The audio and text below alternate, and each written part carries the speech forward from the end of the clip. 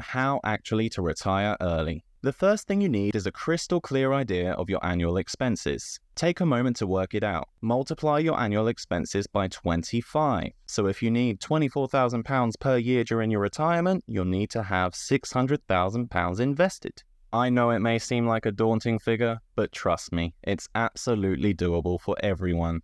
Next up, let's talk about the emergency fund. You may consider yourself lucky, but chances are something unexpected will come your way, and you'll need some financial cushioning. Trust me, I've been there. Remember your annual expenses number from before? Divide that number by 4. This will give you a value equivalent to 3 months' worth of expenses. Save as much as you can until you reach this number.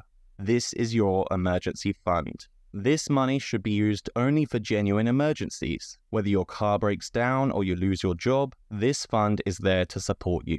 If you ever dip into this fund, your number one priority before investing any money should be to replenish it. Once you've got more than 3 months' expenses saved, any money above this amount should be invested. Now, there's a common misconception that investing is only for the rich, but let me tell you, that's simply not true. In fact, investing is a pathway to wealth creation. When it comes to picking a stock, don't stress yourself out. Instead, opt for an ETF of the S&P 500. What's that, you ask? Well, it's like buying 500 stocks all at once. These 500 stocks represent the top 500 companies in the United States. The best part is that it's all managed for you, and all you have to do is keep investing. The value of your investment will fluctuate over the years.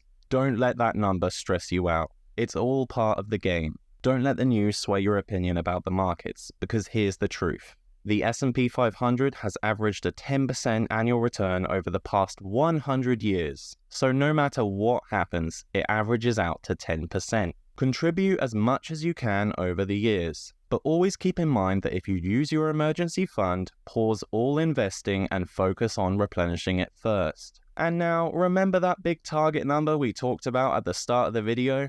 When you finally reach it, congratulations, you made it. You can safely retire. Each year, you'll be able to withdraw 4% of your portfolio, which will cover your annual expenses. By the time next year's withdrawal comes around, your funds will have grown back. This means that not only will you get to enjoy it, but you'll also be able to share it with your loved ones after you pass away. So save this video and come back to it periodically.